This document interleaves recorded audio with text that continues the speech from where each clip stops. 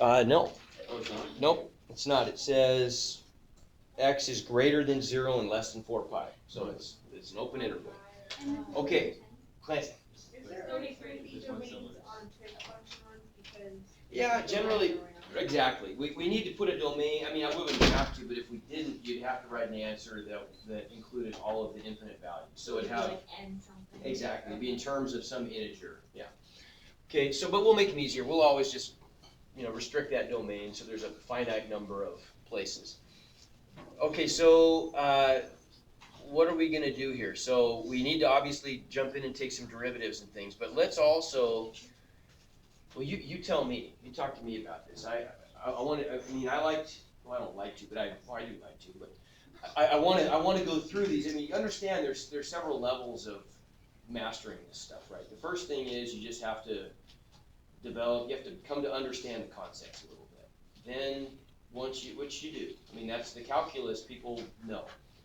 But then there's the part where you've got to be able to take a problem like this that involves a significant process, and you've got to be able to follow along as somebody who knows how to do it shows you how to do it, right? And that's a big thing in calculus, is to be able to, that's probably the biggest step you take is being able to kind of follow a logical path. Then you got to be able to do parts of that on your own, and ultimately you got to be able to do the whole thing on your own, which is a pretty big deal. You've got to be able to see the problem, big picture kind of a thing, and understand what needs to be done, and then go execute those things and interpret the answers, right?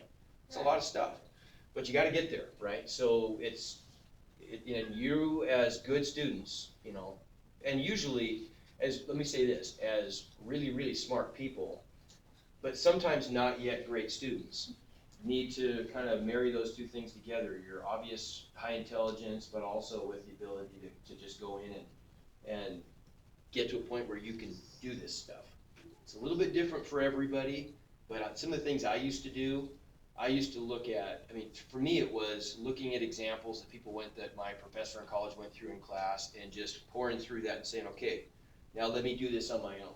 And I'd do the problem, and I'd try to go through and do it myself. When I got stuck, I'd look back and see what they did, and then I'd go back and try it again, start from scratch. And then the next step was to go through and pick problems like that and see if I could get the answers to problems like that, right? So it would have been a lot easier for me if I had had videos to look at, where there were things where I could just pause it, and, you know what I mean? I had to actually write stuff down, or pay somebody to write stuff down. You have a note service, which I usually did. And then I'd have to go in the back of the textbook and pick problems that I thought were like that. But you've got, yeah. What's the note service? Well, like in college, a lot of times, like ours was through the student union. You could just pay a fee, and then they would just, somebody that was a good note taker, unlike me, would take notes. During your class period for Yeah, you? yeah. So I could just watch. Because I really believe that taking notes is counterproductive. I think when you take notes, it interrupts the processes in your brain that allow you to really think about things and absorb things. And that's why I try to make it so you don't have to take a lot of notes, because I think taking notes is not necessarily a great thing for the learning part. Well, yeah, it helps though, like, if you don't take notes, I feel like you have to apply it right after that. Like, if you don't apply it right after that, and then you just listen, and then you don't do anything with it. Right, and I would say, I mean, sometimes going through examples is maybe not a bad thing to do, right? But I wouldn't say like trying to write down everything I say. That's why I make recordings, so you can, if you really want to go back and see exactly what was done, well, just go back and watch the video, and then it's all right there. You don't have to write anything down, right? But I think a lot of times, if you can just pay attention, and my theory is if you can get it once, re-getting it's not that hard. If you can get to the point where you get it once, then it's like riding a bike. Then you know it, and you've built tentative pathways in your brain, and you can always go reinforce those later. But they're there, right? But I think that's really important. And so the other thing that I would have loved to have had would be something where I could take an example and then try another one just like it.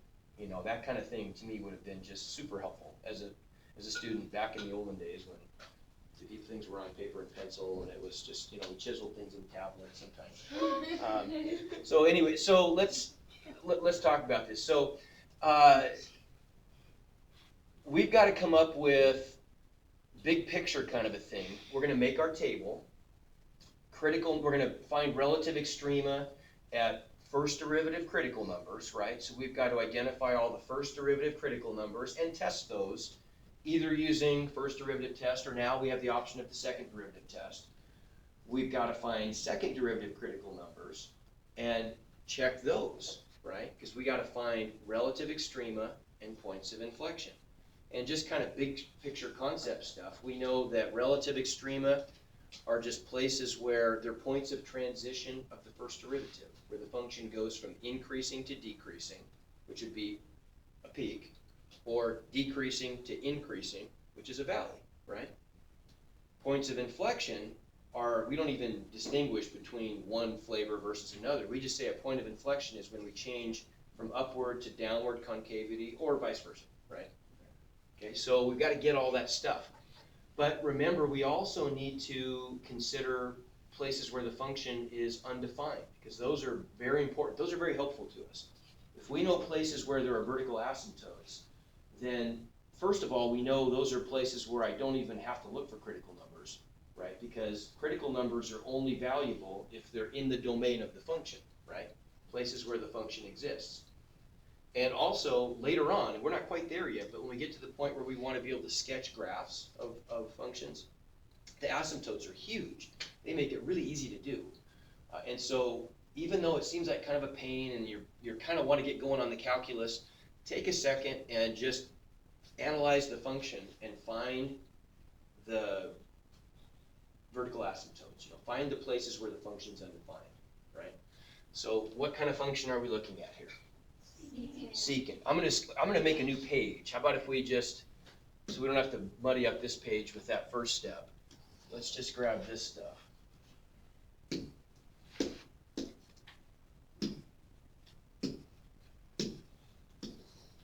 And let's just find them, right? So we've got a secant function. Now, what I would do, and if you're, some people maybe don't have to do this, but for me it was always easier to rewrite trig functions in terms of sines and cosines, because we know those pretty well. Those are the easy ones, right? I mean, I don't remember what the values of secant are on the unit circle. I've probably never in my life ever learned that, or thought about it that hard. It just seems like a waste of time. We could just rewrite this as what? 1 over cosine? Yeah, 1 over cosine of x minus pi halves. So where are we going to get vertical asymptotes then? What do you think? Pi over 2, 3 pi over 2, 5 pi over 2, 7 pi over 2. Okay, and by that you mean places where cosine is equal to 0, right?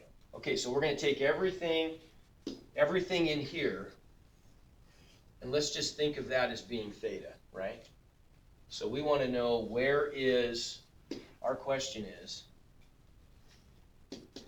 where is cosine of theta equal to 0, right? Because those are the places where we're going to get a 0 on the bottom. Agreed? Okay, so we look at a unit circle and see. So if that's our unit circle, cosine is the x or y coordinate? X. So x coordinates are going to be 0 where on the unit circle? 0 and 12. No, pi over 2. Top and bottom, right? Yeah. So up here on the y-axis. So there and there. Okay, good. So those on our domain, well, we're not going to really worry about our domain yet. Those are just going to be values like pi over 2, 3 halves pi, 5 halves pi, things like that, right? Does that make sense? Okay, but what is theta really, right? So those are going to be places where theta equals pi halves, 3 halves pi, 5 halves pi, 7 halves pi, etc. And I could just keep going, right? But for theta for us, in terms of x, is what? Theta is not theta, it's x minus pi half, right? X minus pi over 2.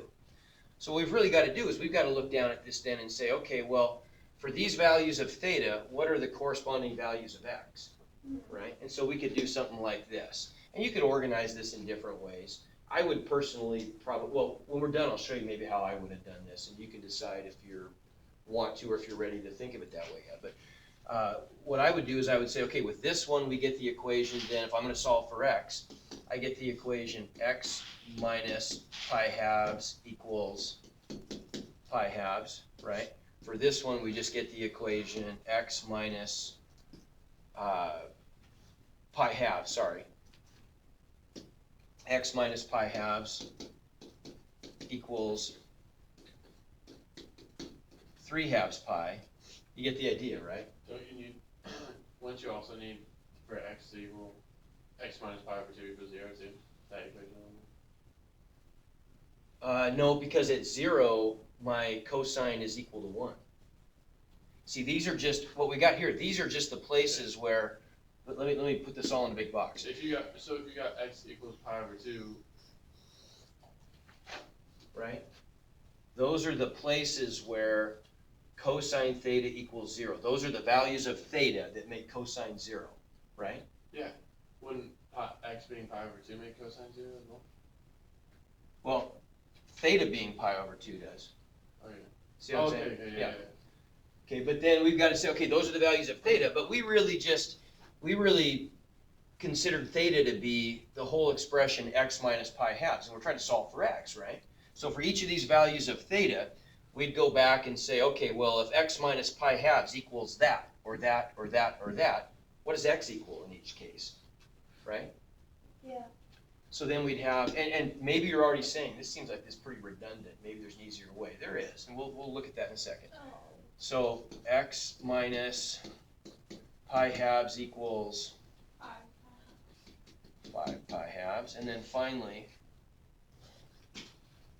x minus pi halves equals 7 pi halves. And those are all, I mean, it works out nicely, doesn't it? If we solve these, I'm gonna get here, if I add pi halves, I get pi. Agreed? Yeah. So x equals pi. Here we get x equals 2 pi. Yes. Here we get x equals 3 pi. And here we get x equals 4 pi. And so maybe we'd even want to go back possibly and say, okay, well, why don't we add maybe one more value? We could even do, if I go back one more, negative pi halves. Why would you do that? Well, I mean, because what if, I'll tell you in a second. Because maybe, I mean, look at these values. Maybe I'll tell you now, because I want you to see it. Yeah, that's not in the domain because it's passing 0. You're right. It's not in the domain, but notice that these are the 3 values that are in the domain, right? This one we can exclude only because if we look at our original domain, they were open brackets, right? Does that make sense? What if they had been closed brackets, though? It would. If they had been closed brackets, that one would have been included, right? And then, would we have missed one? Yeah. We would have, wouldn't we? Because we'd probably want to go back one more, and maybe even just to play it safe, get a value on each side, get a value of theta here that didn't work, and a value of theta down on this end that didn't work, so we'd know, okay, we got them all, right? Does that make sense? Because we only I picked a finite number of values, and there's an infinite number, right, of values where cosine theta equals 0. I started at 0 and just walked around the unit circle twice, right, and got 4 values.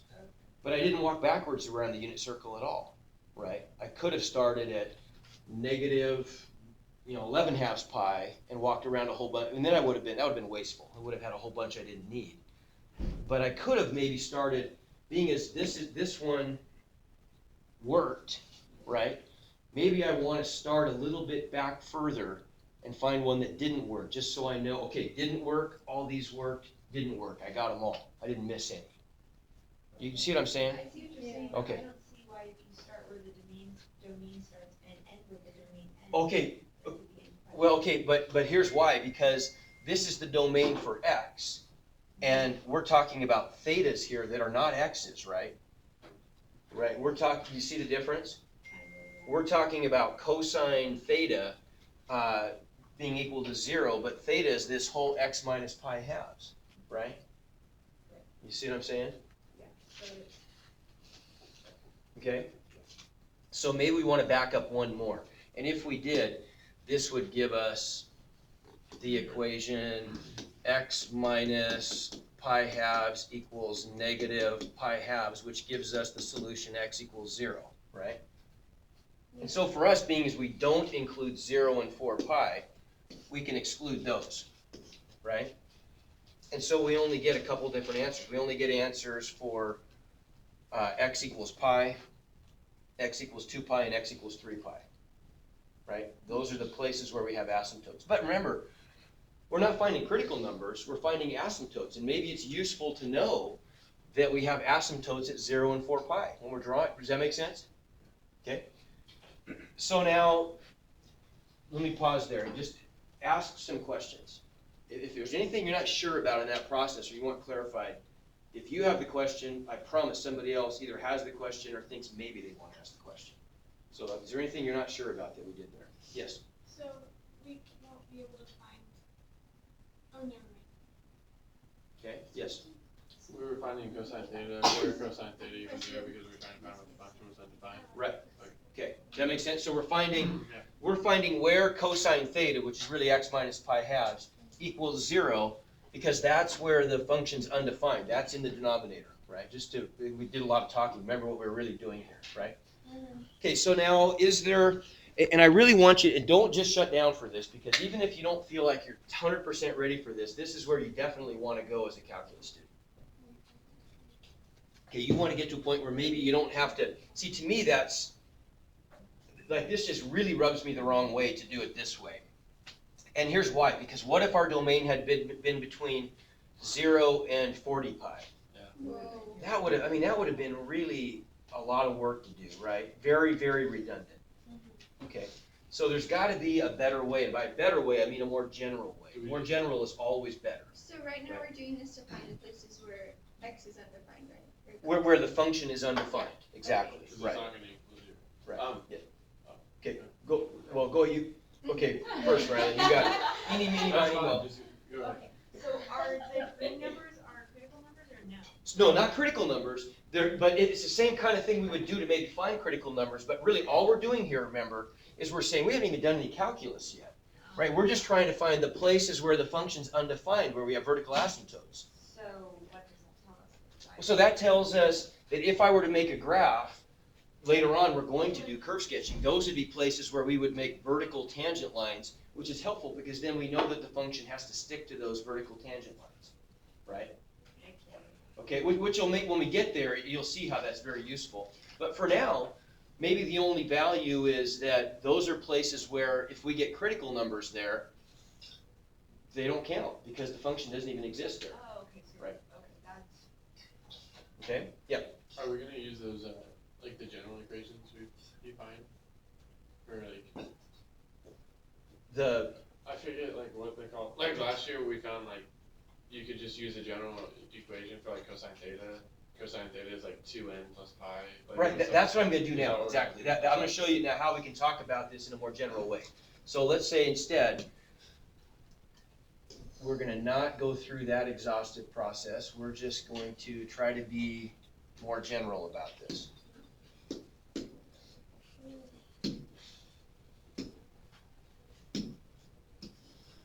Okay, so instead, we know we got to find the places where cosine theta equals 0, right? We already knew that. So where does cosine theta equal 0?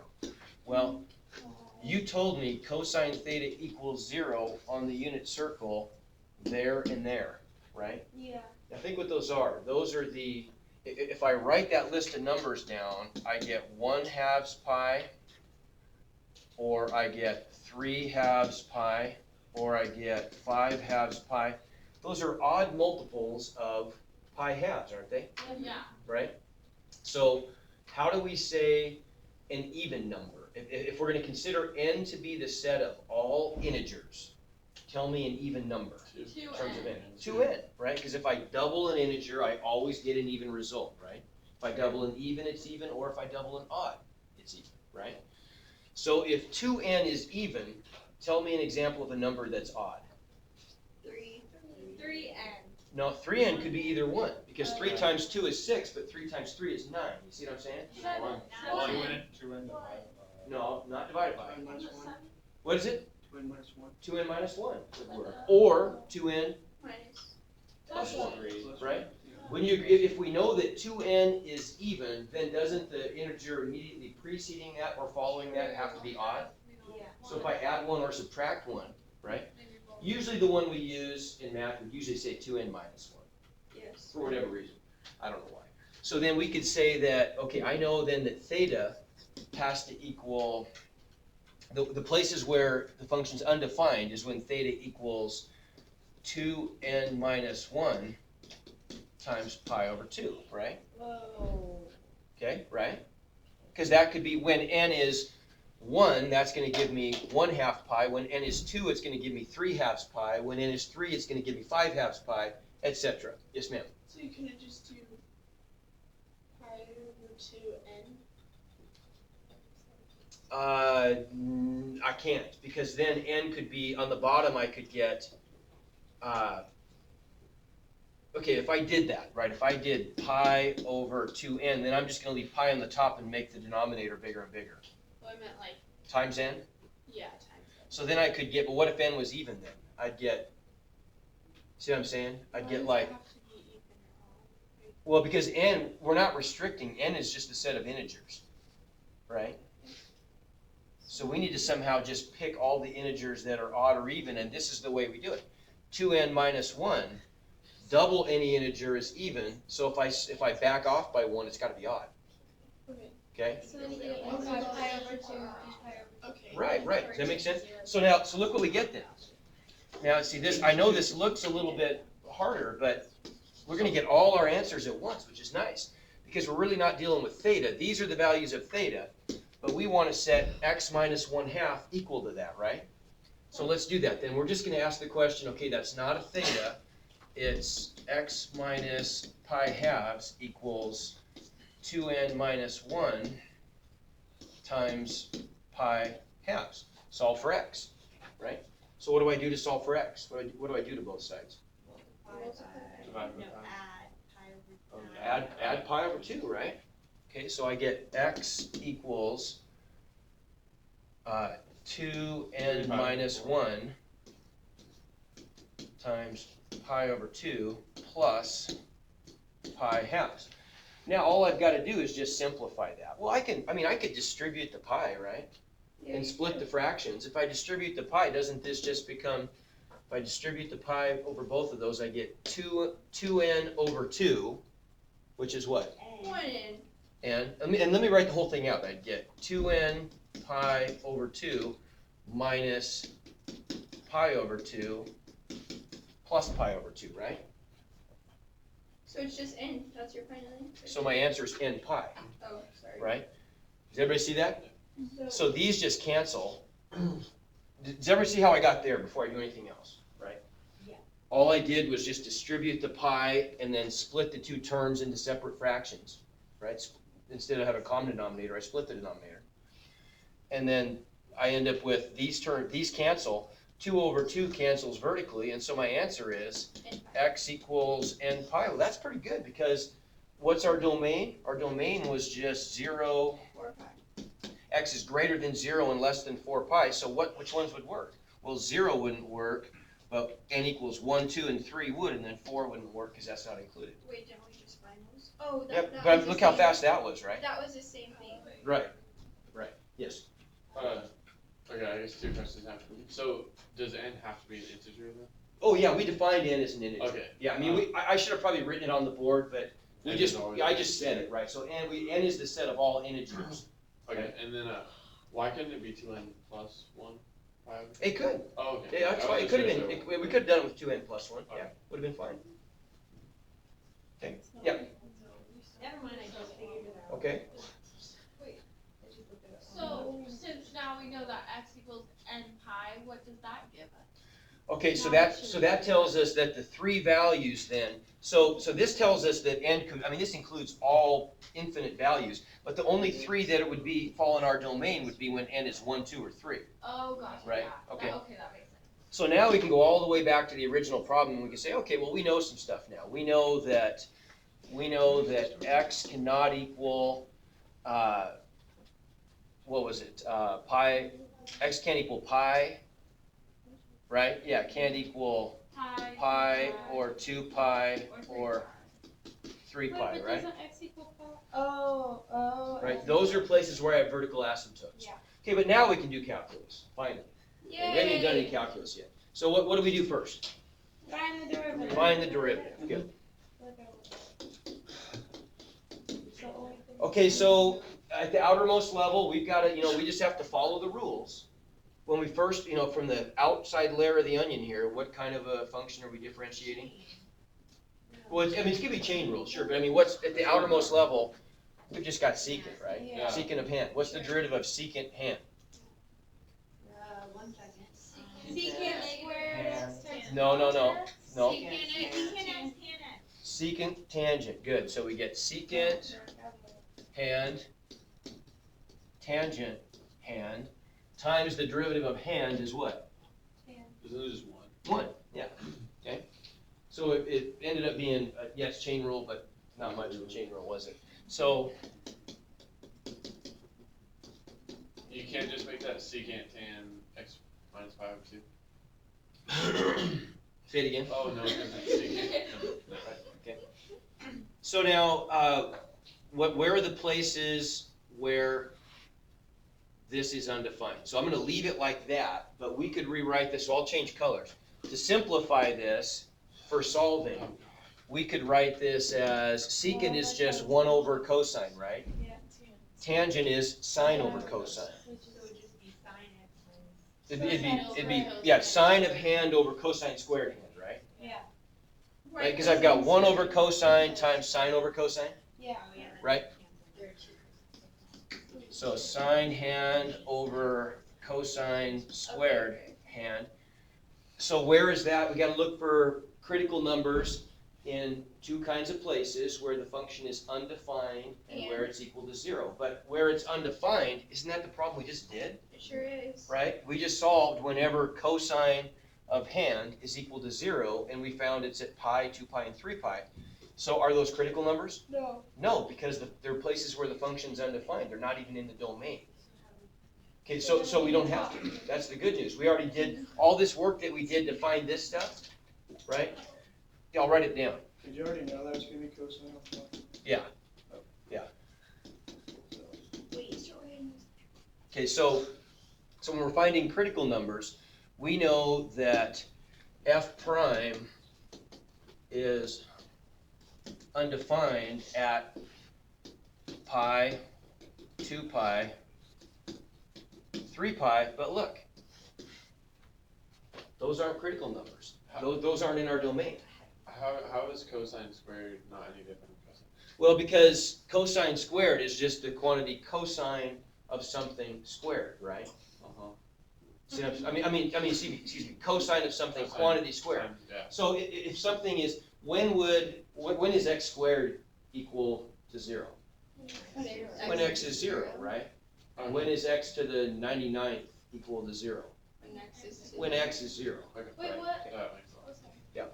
Okay, well, here first. So Yep. if we set the denominator equal to 0, we would get pi to Exactly, because we would know that cosine squared of x minus pi halves is equal to 0 when cosine of that is equal to 0, which is how we found this stuff, right? If we look over here, that's all we did right there, right? See what I'm saying? So if there was a sign on the bottom, it would have been more complicated. Right, then we'd have to go through this whole thing again, right? Okay, but we didn't have to, did we? Critical Right? numbers also? Oops. So does that mean it's just not ever undefined in this situation? Well, okay, yeah, You're you're gonna, honestly, you're gonna get some intuition after doing this, and notice that when you differentiate, have you noticed this, when you differentiate trig functions, if you're differentiating a trig function that has asymptotes, the derivatives have the same asymptotes, don't they? Mhm. Right, you end up with the same trig function on the bottom, right? Okay, so that's something you'll just recognize that pattern. But we also have to find places where the derivative is equal to 0, right? That's not a big deal. So we know that f prime equals 0 when what? Sine. When the top is 0, right? So when sine of So we x still have to do that anyway. minus pi halves equals 0. Yeah, but let's maybe try to go a little faster this time. We can maybe skip the whole theta thing, right? Because we can just think of this as being hand. Now, where on a unit circle Sine equals 0. is Zero sine pi. equal to 0? X is 0 0 pi. 0 pi, 2 pi, so that's easier, right? That's just an integer an integer multiple of pi, right? Yeah. Everybody So agree? just n pi. So n pi, yeah. So we know this would happen whenever hand is equal to n pi, and hand is x minus pi halves, right? Yeah. So if we solve for x, f prime of 0 is going to equal 0 whenever x equals n pi plus pi halves. We could turn that into some kind of simple, but we don't need to. Just plug in some values of n and see which ones fall in our domain. Does it work if n equals -1? No, it doesn't, does it? 'Cause then I get negative pi plus pi halves is negative pi halves. That's not in our domain. Does it work if n is 1? Yeah. It does, because that gives us back, 3 halves pi? Yep. Okay, so there's one value, right? So we get x equals, so one answer is 1. x equals 3 halves pi. Does it work if n is 2? Yes. It does, because that gives us back 2 pi plus pi halves is 5 halves pi. Yeah. Okay, so that works. Isn't this still like really hard if you would have a 0 to 45 period though? Or interval? Well, I mean, Why just try it one? yeah, I mean, it kind of, you're right, that'd be a pretty bad problem to give somebody. Right, that'd be a big I table. was like, you still have to go through a bunch of integers to do it. You would, yeah. You would, and you might even want to just, in that case, it would probably be fair to say, okay, it's going to work for This general equation. this value, for this equation where n includes all integers in the set from, you know what I mean? So you could, right. Okay, one sec. Would it work for n equals 3? Yeah. It would, because then we get back 7 halves pi. Yeah. That's probably the last one though, isn't it? Sure. We try n equals 4, 9 halves pi is out of the, Why didn't you do pi r n equals 0? you could. Oh, we missed one, didn't we? Yeah, n equals 0. Yep, sorry, we did miss one. You're right. So I skipped from -1 to 1, but we could do 0, yeah. So we could also get, when n equals 0, we'd get pi halves. Right? So those are all the first derivative critical numbers. Those are the places where our derivative was equal to 0, right? The top of the fraction equaled 0. Yeah. Okay? So let's start building a table. Okay? So we have another page. It used to be, back in the day, it used to be kind of nice, I have to admit, to have, I had like in my calculus class, I had just whiteboards all the way around. So I could just kind of start down there, just work my way around, and then just walk over here and point to something. You can see it the whole time. That was kind of nice. Wait, I have a question. Yep. Do we have our critical numbers yet? That's what we're working on. My basic critical numbers. What is that? What are those like boxes? In that last one I was looking at, that was from just a different class.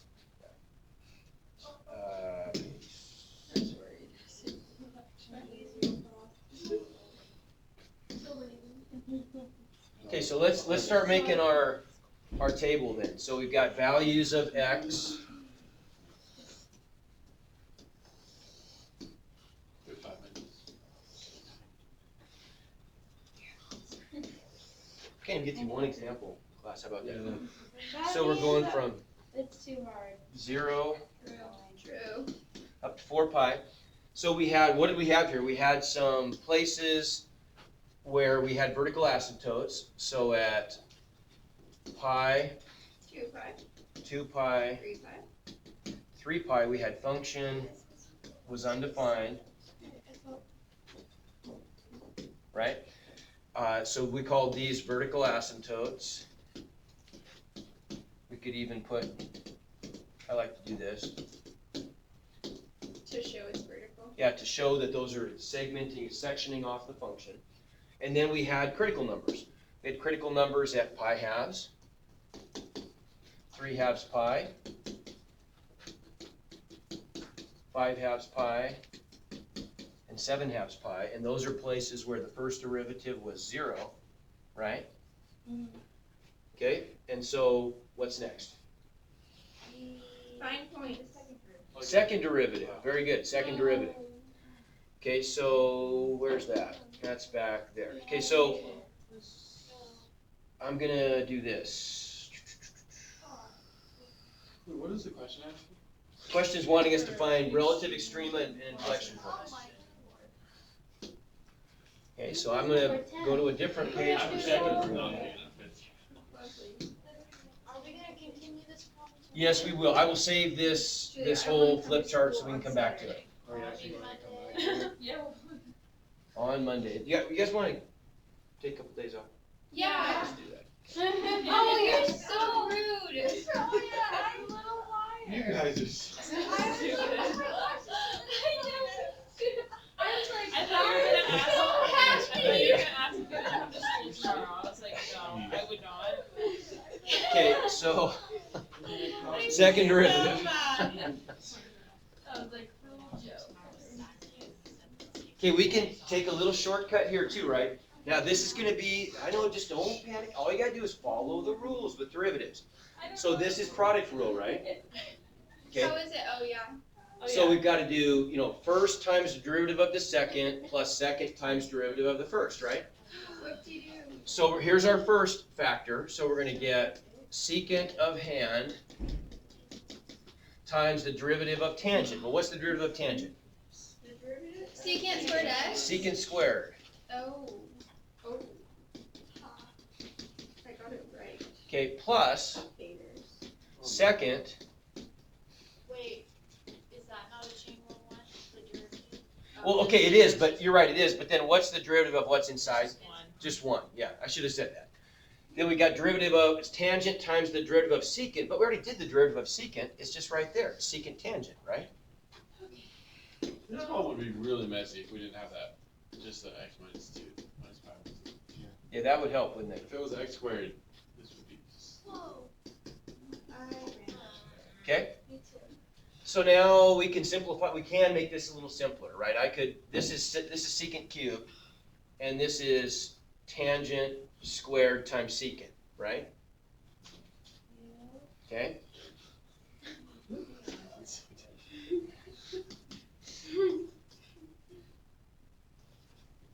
Secant cubed of hand times or plus tangent squared of hand. And okay, It's so easy to get lost in this. yeah, it is. It is. And secant. Okay, times secant, right? And I probably added an extra unnecessary step here. But there's one other thing we could do here that might make this a little better. Could I factor anything out? Yeah. Yeah. Could factor out a secant hand, couldn't I? Right. Wait, what? We only have Oh, one minute. just kidding. So this is where we'll leave off. I could factor out a secant hand, leaving me with No, I'm just kidding. secant squared of hand plus tangent squared of hand. Okay? Is that a thing? And is that a trig identity? It's a good question. Is that a trig identity? Please. So I guess we'll have to think about it for a couple of Cliffhanger. Okay, cliffhanger, exactly. Do you have to do like proofs of